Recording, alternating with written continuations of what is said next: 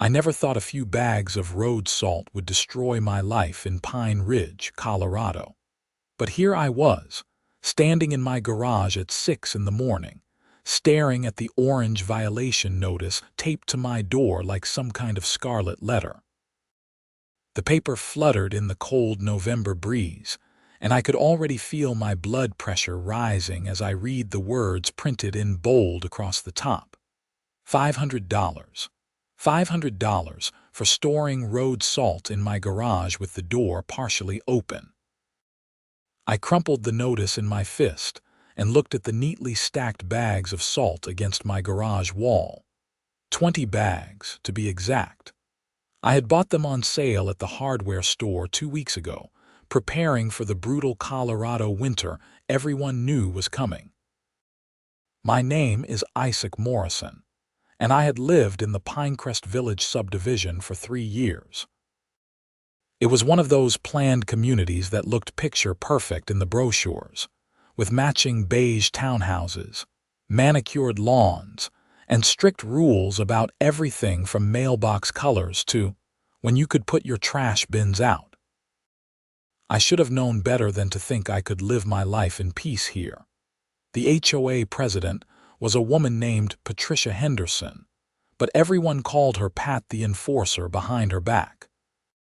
She was 52 years old, drove a white Lexus SUV with personalized plates that read Rulls MTR, and had nothing better to do than patrol the neighborhood looking for violations.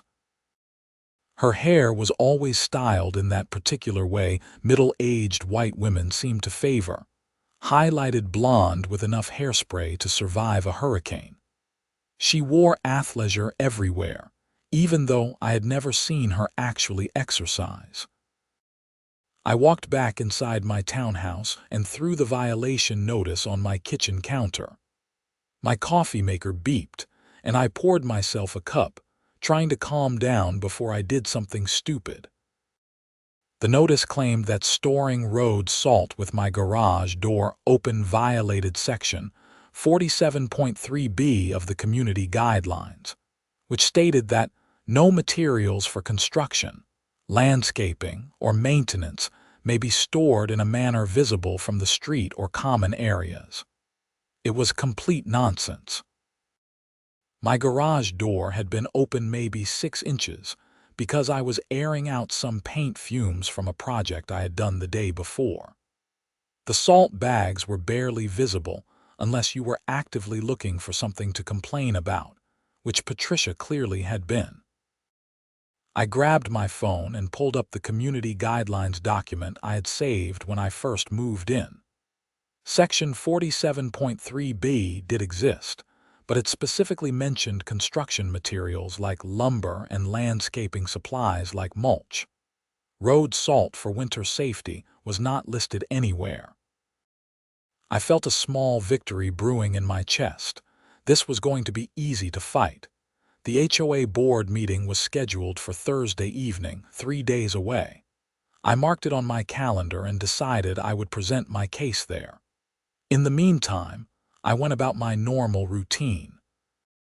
I worked from home as a software developer for a tech company based in Denver, which meant I spent most of my days in my home office on video calls and writing code. Tuesday morning, I woke up to another notice on my door.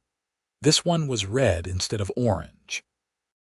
It informed me that since I had not immediately complied with the first violation notice, I was now being fined an additional $250 per day until the violation was corrected.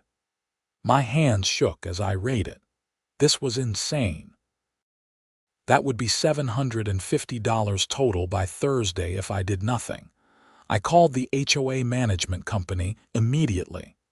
A bored-sounding woman named Jennifer answered on the 3rd ring. Pinecrest Village, HOA, how can I help you? This is Isaac Morrison from Unit 247. I just received a second violation notice about road salt in my garage, and I need to speak with someone about this immediately. The fine structure is completely unreasonable.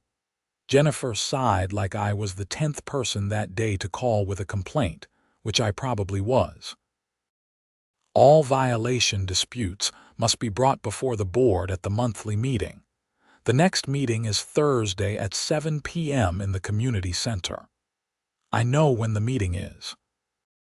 What I am saying is that these fines are accumulating at $250 per day, and that is completely excessive for something that is not even a legitimate violation. Sir, I just work the phones. You will need to take this up with the board. Have a nice day. She hung up before I could respond. I stood there in my kitchen, phone still pressed to my ear, feeling completely powerless. This was exactly how HOAs operated. They had all the power and homeowners had none. You could either comply with their arbitrary rules or rack up fines that could eventually lead to a lien on your property. But I was not going to give in that easily. I spent Tuesday afternoon documenting everything. I took photos of my garage with the salt bags visible. Photos of my garage door at various heights to show how little you could actually see from the street. And I printed out the relevant sections of the HOA guidelines with my own annotations about why the violation was invalid. Wednesday afternoon, I was on a video call with my team when I saw Patricia Henderson herself walking past my window. I muted my microphone and watched as she stopped in front of my garage, took out her phone, and started taking pictures. She was wearing pink leggings and a white fleece jacket, her blonde hair pulled back in a high ponytail. After taking several photos from different angles, she walked directly to my front door and knocked. I held up a finger to my webcam to indicate I would be right back and went to answer the door. "Good afternoon, Isaac," Patricia said with a smile that did not reach her eyes. "I just wanted to personally follow up on your violation notices. I see you still have not removed the prohibited materials from your garage." "That is because they are not prohibited materials," I said, trying to keep my voice level. "Road salt is not mentioned anywhere in Section 47.3b. I have already prepared my argument for the board meeting tomorrow." Patricia's smile widened slightly, which somehow made her look even less friendly.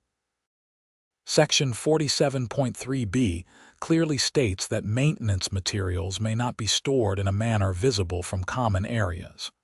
Road salt is a maintenance material. Therefore, it falls under the violation. I expect those bags removed by end of business today, or you will continue to accrue daily fines. "Road salt is for safety," I said. "We get ice storms here every winter. I bought that salt to treat the walkways around my unit so people do not slip and hurt themselves." "The HOA provides ice treatment services for all common walkways," Patricia said. "Individual homeowners are not responsible for treating anything beyond their own front steps, and even then, it must be done with approved materials that do not damage the concrete or harm the landscaping." "What approved materials?" I asked. "Where is that list?" "It is in the guidelines," she said vaguely. "I really do recommend you come into compliance, Isaac. These fines can add up quickly, and we would hate to have to place a lien on your property over something so simple." She said it so sweetly, like she was doing me a favor, but the threat was crystal clear. I felt my jaw clench. "I will see you at the board meeting tomorrow," I said and closed the door. I went back to my video call, but I could barely focus on work for the rest of the afternoon. My mind kept replaying the conversation, the casual way Patricia had threatened my property over some bags of salt. It was the principle of the thing now. Even if I had wanted to remove the salt, I would not do it just because she demanded it. Thursday evening arrived cold and clear. The temperature had already dropped to 28 degrees, and the weather forecast predicted our first major snowfall would hit Friday night into Saturday morning. I gathered my documentation and walked to the community center at 6:45 p.m., wanting to arrive early. The community center was a beige building that matched all the townhouses, with a small parking lot and a meeting room that could hold about 50 people. When I walked in, there were already a dozen residents seated in the folding chairs arranged in rows facing a long table at the front. Patricia sat in the center seat at the table, flanked by two other board members I recognized but had never spoken to. On Patricia's left was Gregory Walsh, a retired accountant who always wore polo shirts tucked into khaki pants.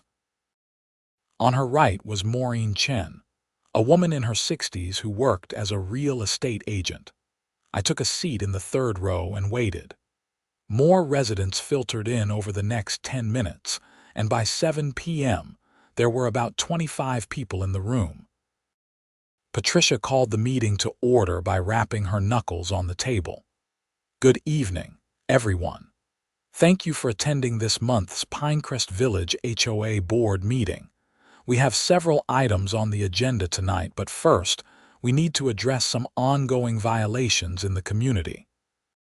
She proceeded to list off various infractions, most of them minor things like trash bins left out past collection day or holiday decorations still up past the approved removal date.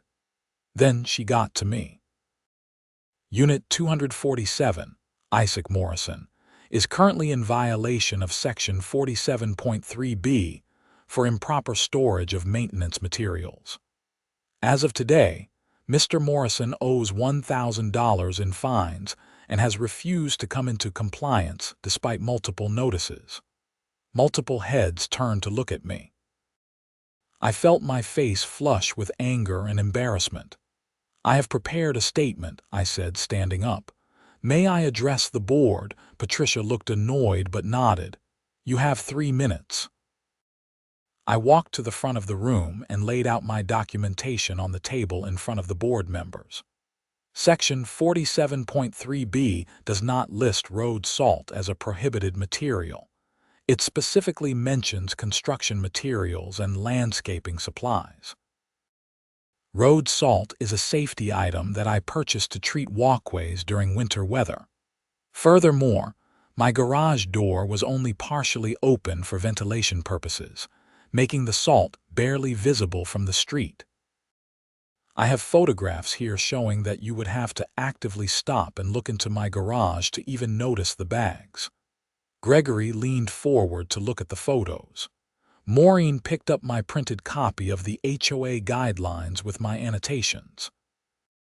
"The spirit of the rule," Patricia said, not even glancing at my evidence, "is to maintain the aesthetic appearance of our community. Large bags of salt stacked in a garage create an unsightly appearance that diminishes property values for all residents." "How does something barely visible from the street diminish property values?" I asked. And again, road salt is not listed in the rule. If the board wants to prohibit road salt storage, that would need to be a new rule that goes through the proper amendment process with homeowner voting. A few people in the audience murmured in agreement. I saw a man in the front row nod his head. Patricia's expression hardened. "The board has the authority to interpret existing rules as we see fit. Our interpretation is that road salt falls under maintenance materials, and therefore your storage of it in a visible manner constitutes a violation. Do you plan to remove the salt or not?" "Not until this board acknowledges that it is improperly applying its own rules," I said. "Then you will continue to accrue fines," Patricia said. "Next item on the agenda." I stood there for a moment, stunned that she was just going to dismiss me like that.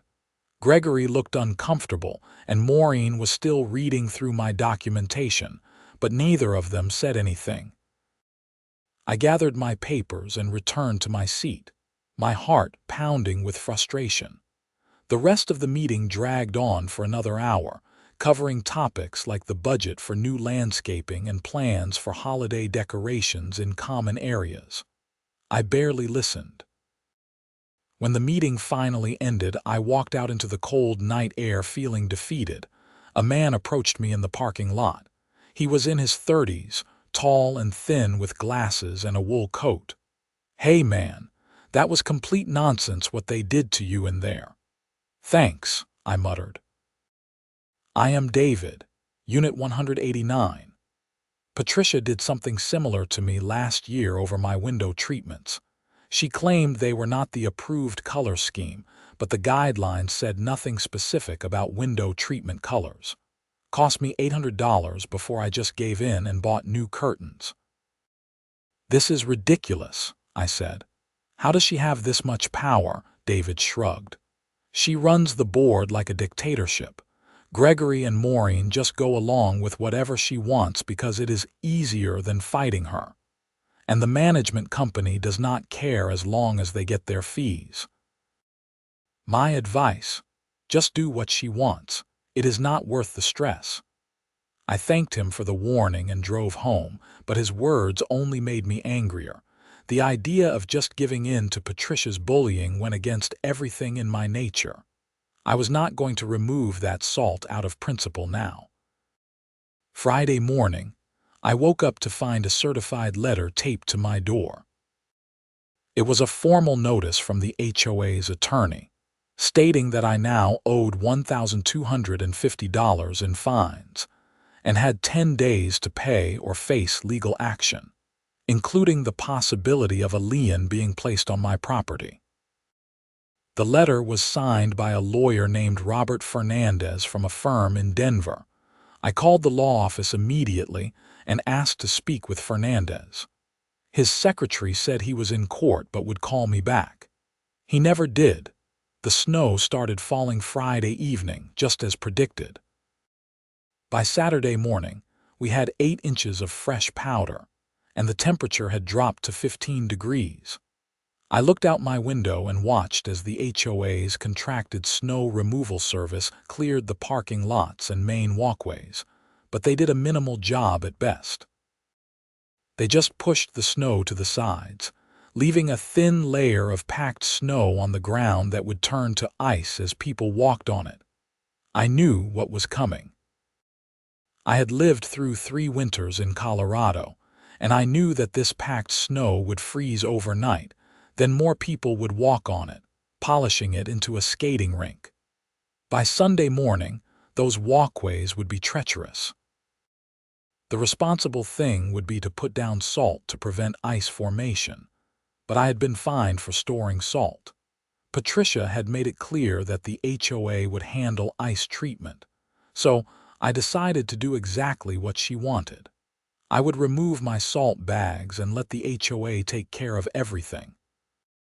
Saturday afternoon, I loaded all 20 bags of road salt into my truck and drove them to my buddy Marcus's house in a different subdivision 15 minutes away. Marcus had a large garage and did not mind storing them for me. "You are really going through with this?" Marcus asked as we unloaded the last bag. "Patricia wants the salt gone, so the salt is gone," I said.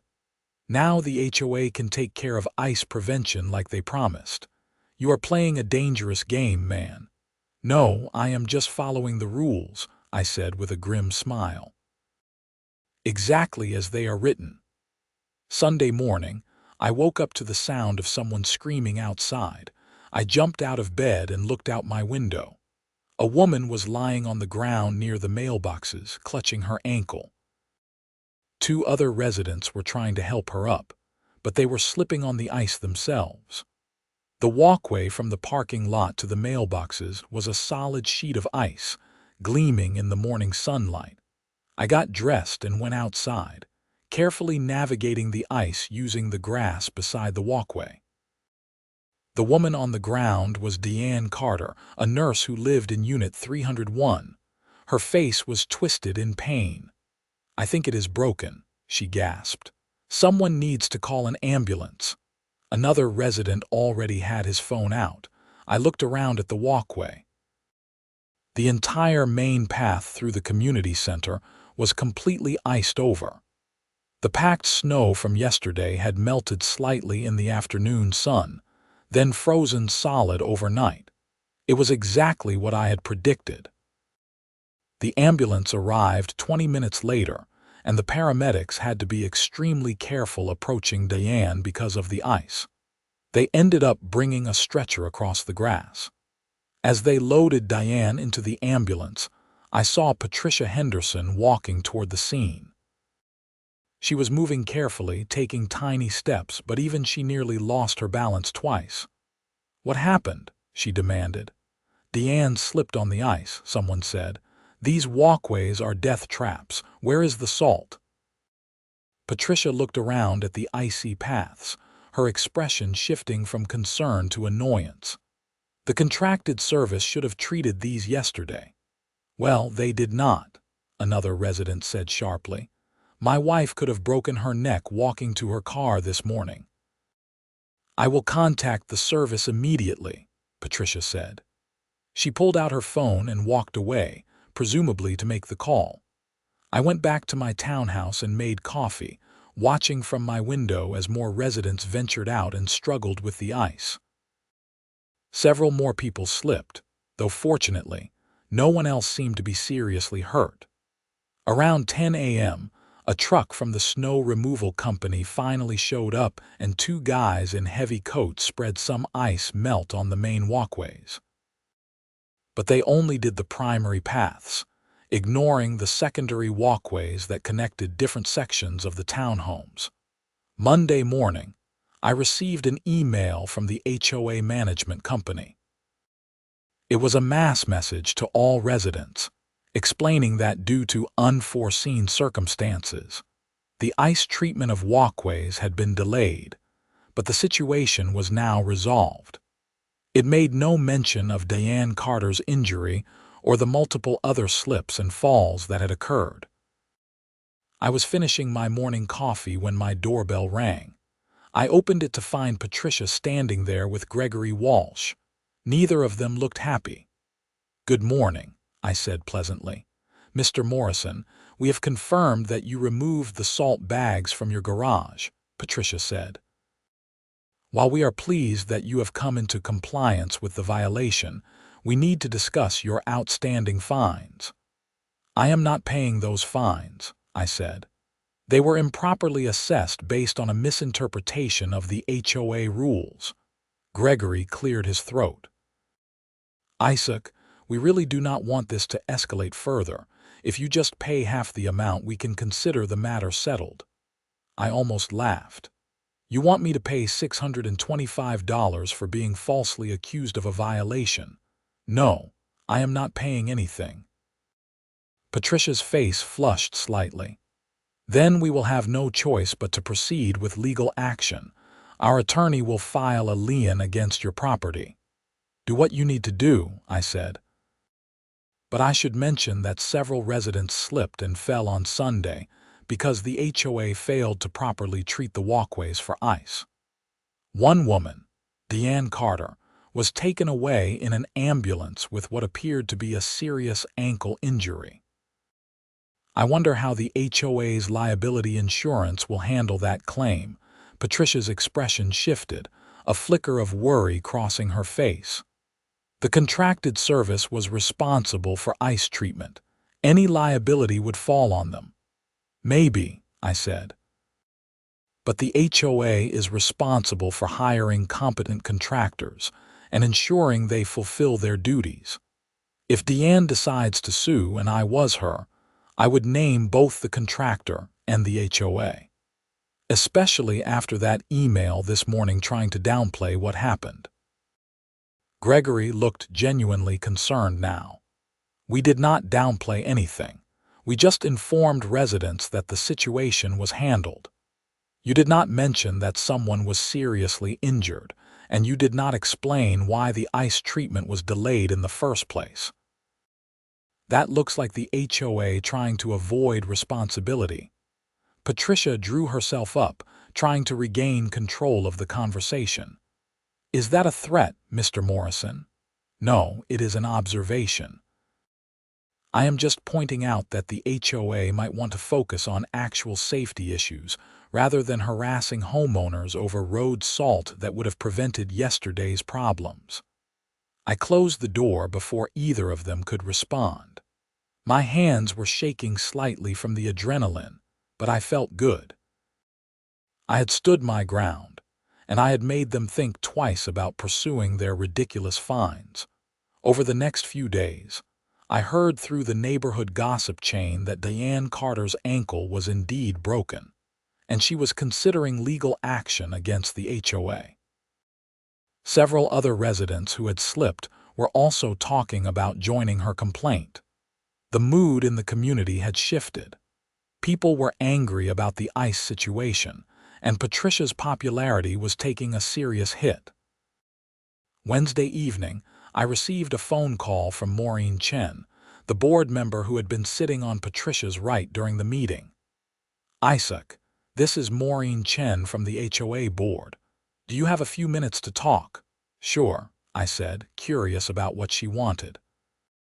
"I wanted to apologize for how the board handled your violation notice. I have been reviewing the guidelines, and you were right. Road salt is not specifically listed as a prohibited material in Section 47.3b. Patricia pushed for a broad interpretation, and Gregory and I went along with it.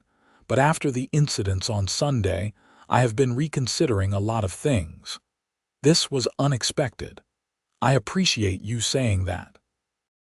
The truth is, Patricia runs the board with an iron fist, and it is easier to just agree with her than to fight. But people are really upset about Diane's injury, and they are asking questions about why we fined you for storing salt when clearly we needed more ice treatment, not less." "What are you saying?" I asked. "I am saying that I am prepared to motion for all your fines to be dropped at the next board meeting. I am also going to recommend that we amend Section 47.3b to explicitly allow storage of safety materials like road salt, especially during winter months. But I need you to do something for me." "What is that?" "Do not mention to anyone that Patricia specifically threatened you with a lien. If this becomes about her abusing her power, it will turn into a huge fight, and she will dig in her heels. If we frame it as the board collectively recognizing a mistake and correcting it, I can get Gregory to support dropping the fines." I thought about it. Part of me wanted to expose Patricia for the bully she was, but Maureen was offering me exactly what I wanted. The fines dropped, and a rule changed to prevent this from happening to anyone else. "All right," I said. "I will keep quiet about the specifics, but I want those changes in writing." "You will have them by Friday," Maureen promised. True to her word, I received an email Friday afternoon from the HOA management company. It was a formal notice that after board review, my fines had been waived due to unclear guidelines. The email also announced that Section 47.3b would be amended at the next board meeting to explicitly allow storage of winter safety materials, including road salt, sand, and ice melt products. I felt a surge of satisfaction. I had won. Not only were my fines dropped, but I had forced the HOA to change their rules. The next board meeting was scheduled for early December, 3 weeks away. In the meantime, I retrieved my salt bags from Marcus's garage and stacked them back in my garage, this time with the door wide open. I even put a couple bags on my front porch in plain sight. If Patricia had a problem with it, she could come talk to me directly. She never did. In fact, I barely saw her around the neighborhood for the next 2 weeks. I later learned from David that Patricia had received so many angry complaints about the ICE situation that she was laying low, trying to avoid confrontations with residents. Diane Carter did file a lawsuit. I heard about it through the neighborhood gossip chain first, then got confirmation when the HOA sent out another mass email in mid-December. The email explained that a resident had filed a personal injury claim, and that the matter would be handled by the HOA's insurance company and attorneys. It urged all residents not to discuss the incident with anyone outside the community. The lawsuit named both the HOA and the snow removal contractor. According to David, who seemed to have sources for everything, Diane was suing for medical expenses, lost wages from missing work, and pain and suffering. The total claim was somewhere around $50,000. The December board meeting was tense. The room was packed with residents, many of whom had come specifically to voice their concerns about ice management and Patricia's leadership. I sat in the back row, content to watch the drama unfold. Patricia called the meeting to order, looking more stressed than I had ever seen her. Her usual perfect hair was slightly disheveled, and she was not wearing her typical bright athletic wear. Instead, she had on a conservative navy blazer and black pants, like she was trying to look more professional and serious. The first agenda item was the amendment to Section 47.3b.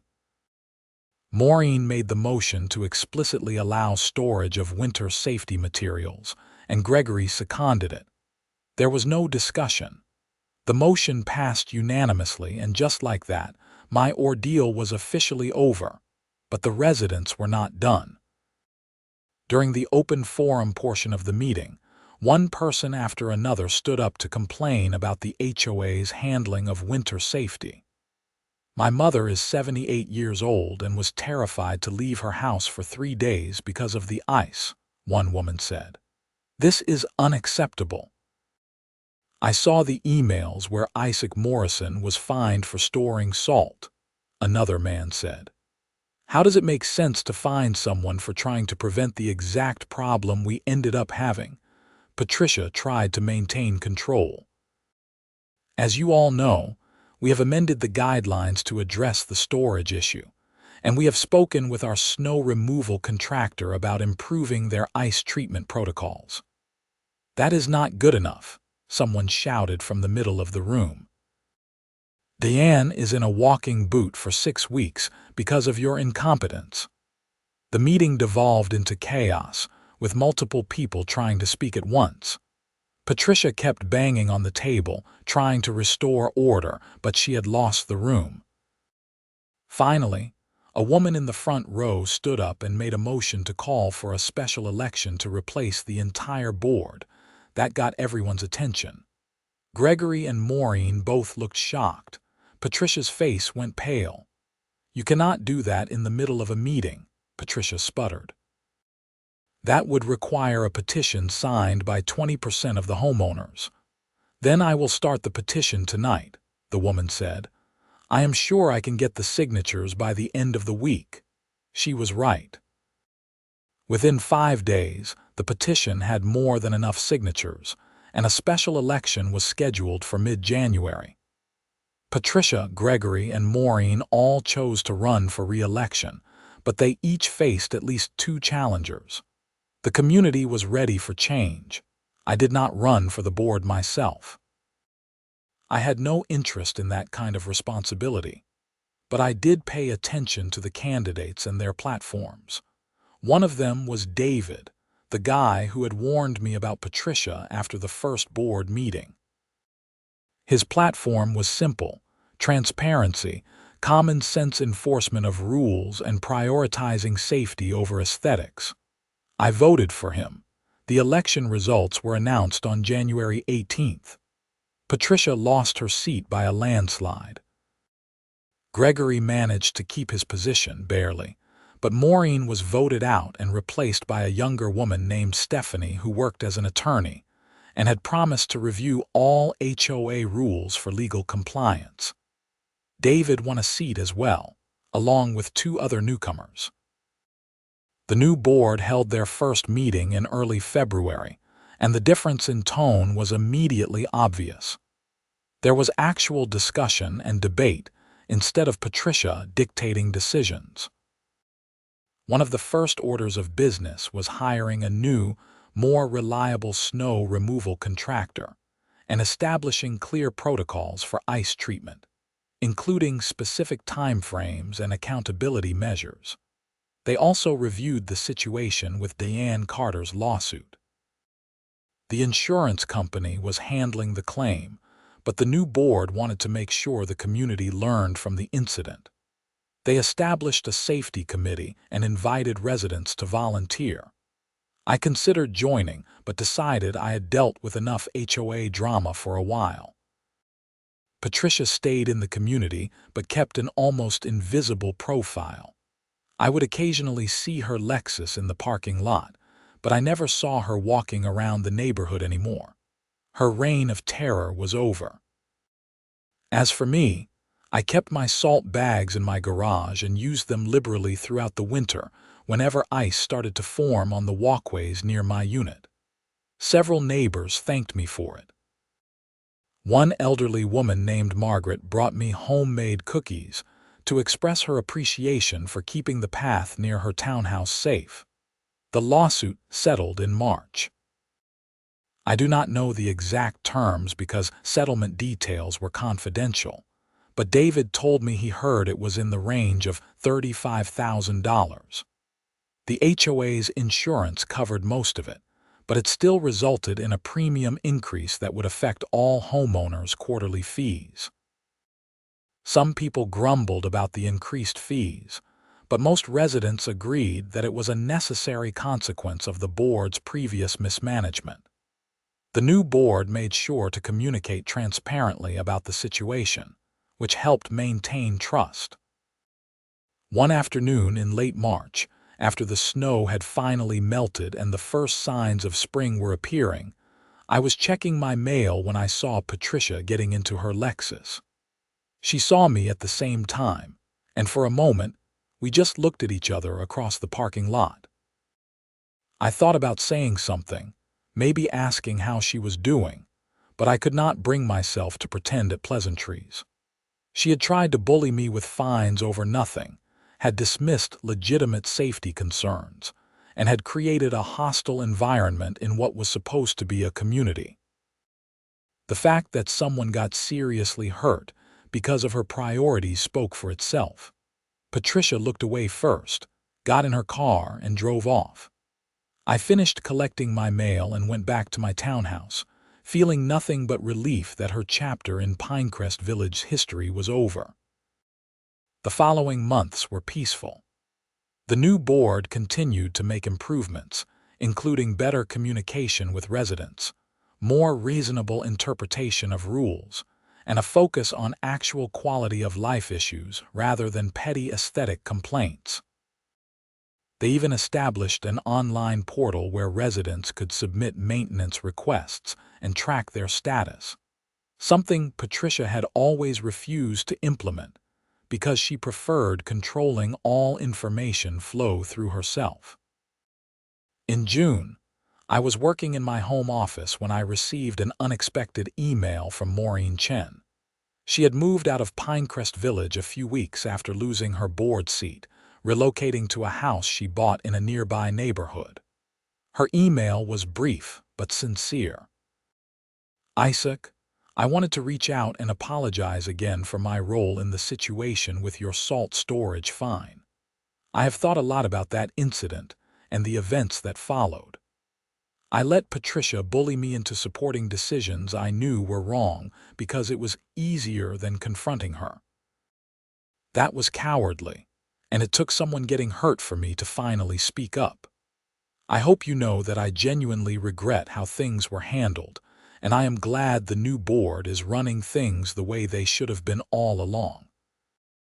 I also wanted you to know that your willingness to stand up for yourself, even when it seemed like you would lose, inspired me to stand up for myself in other areas of my life.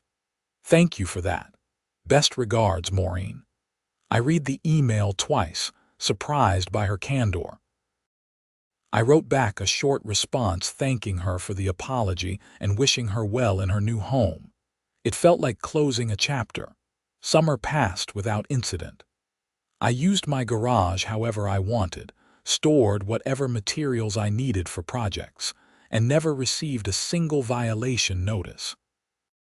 The freedom to just live in my own home without someone scrutinizing my every move was something I had taken for granted before Patricia's reign, and I would never take it for granted again. In August, David stopped by my place with a six-pack of beer. We sat on my small back patio, enjoying the warm evening air. "You know the whole thing started because of you," David said, taking a sip of his beer. "What do you mean?" "The movement to replace the board. If you had not stood up to Patricia about the salt, none of us would have found the courage to challenge her. You showed everyone that she was not untouchable." I shook my head. "I just did not want to pay a bogus fine. Deanne Carter breaking her ankle is what really changed things." "Maybe, but you planted the seed. You made people start questioning whether the board was acting in our best interests or just on power trips. That matters." We talked for a while about the community, work, life in Colorado. It was nice to have found an ally in the neighborhood, someone who understood what it had been like dealing with Patricia's version of the HOA. As David was leaving, he turned back and said, "Hey, we are having a board meeting next week to discuss the budget for fall landscaping. You should come." "We actually want resident input now." I laughed. "I will think about it." I did end up attending that meeting, and it was remarkable how different the atmosphere was. The new board members listened to resident concerns, asked questions, and made decisions based on what was best for the community rather than personal preferences or power plays. It was how an HOA was supposed to function. In October, I got a new neighbor in the unit next to mine. A young couple, probably in their late 20s, moved in with a toddler and a golden retriever. I introduced myself one Saturday morning while they were unloading boxes from a moving truck. "Welcome to Pinecrest Village," I said. "I am Isaac, Unit 247. The husband, who introduced himself as Tom, shook my hand. "Thanks, man. We are excited to be here. Seems like a nice, quiet community." "It is now," I said.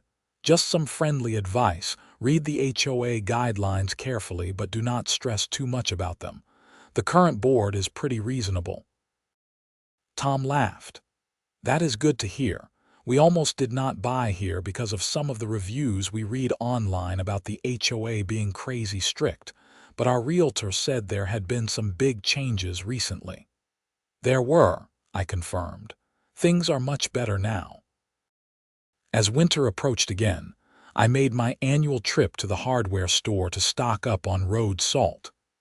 This time, I bought 30 bags instead of 20 and stacked them prominently in my garage with the door fully open. A few neighbors saw me unloading them and gave me thumbs up. One older gentleman even asked where I had bought them so he could get some for himself. The first significant snowfall came in mid-November, almost exactly a year after my initial violation notice from Patricia. I woke up to 6 inches of fresh snow and immediately got to work treating the walkways around my unit and the nearby common areas. Other residents were doing the same. The new snow removal contractor showed up within hours and did a thorough job, but the extra salt from residents made everything even safer. No one slipped. No one fell. No one got hurt. That evening, I stood in my garage looking at my dwindling stack of salt bags and felt a sense of satisfaction. This was what community was supposed to be about. People taking care of each other, following sensible rules that served a real purpose, and having the freedom to use common sense without fear of petty retaliation. My phone buzzed with a text from David. "Board meeting Thursday. We are finally firing the management company that enabled Patricia's nonsense. Want to help interview new ones?" I texted back. "Count me in." As I closed my garage door against the cold night air, I realized that what had started as a frustrating battle over salt bags had turned into something much larger. It had been a catalyst for real change in our community, a reminder that standing up to bullies and bad leadership mattered, even when it seemed easier to just comply and keep your head down. I never did pay those fines. The records had been officially expunged, and the HOA's attorney, Robert Fernandez, never followed through with the threatened lien. I sometimes wondered if Patricia had even told him the full story, or if he had decided the case was too weak to pursue once he actually reviewed the details. The following spring, I ran into Deanne Carter at the mailboxes. She was walking normally, though she mentioned that her ankle still bothered her sometimes when it rained. We talked for a few minutes about her settlement and the improvements the new board had made. You know what the worst part was? Deanne said. It was not even the broken ankle. It was how Patricia tried to cover it up and pretend like it was not a big deal, like my injury did not matter as long as it did not make the HOA look bad. She cared more about appearances than people, I agreed. I heard you were the one who stood up to her about the salt, Deanne said. Thank you for that. If you had not pushed back, I probably would have never filed my lawsuit. I would have just accepted it as an accident and moved on. But your situation made me realize that the board was negligent, and they needed to be held accountable. It was strange to think that my stubbornness about a bogus fine had given someone else courage to seek justice for a legitimate injury. Consequences ripple out in unexpected ways. As the years passed, Pinecrest Village became a genuinely pleasant place to live. The new board maintained reasonable rules, invested in real improvements rather than just aesthetic perfection, and treated residents like adults capable of making good decisions about their own properties. The sense of community strengthened. People hosted block parties, organized community garage sales, and looked out for each other during storms and emergencies. Patricia eventually moved away. I heard through the gossip chain that she had bought a condo in a different part of Colorado, somewhere without an HOA where she would not have to answer to anyone. I imagined she was probably making some new neighborhood miserable with her complaints and demands, but at least it was not our problem anymore. Looking back, I never regretted standing my ground over those salt bags. Yes, it would have been easier to just move them inside and pay the fine, to avoid the conflict and stress. But sometimes the principle matters more than the convenience. Sometimes you have to be willing to fight for what is right, even over something as seemingly trivial as road salt, because it is never really about the salt. It is about whether people with power can abuse that power without consequences, and whether communities are governed by reason or by the whims of petty tyrants. The salt bags were just the spark. The community was the fire that followed, a cleansing fire that burned away the corruption and left something better in its place. And while I did not set out to be any kind of hero or revolutionary, I was proud to have played my small part in making Pinecrest Village a place where people could just live their lives without fear of arbitrary punishment for doing the right thing. On particularly icy mornings, when I spread salt on the walkways and watched neighbors pass safely by, I think about that first winter and those orange and red violation notices.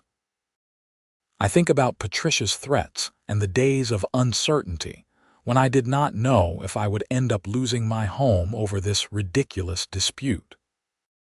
And I think about how different things could have gone if even one person on that original board had been willing to stand up to Patricia, if Maureen or Gregory had found their courage earlier, if residents had not been so intimidated by the threat of fines. But they did not, and so it fell to me, and I did what needed to be done.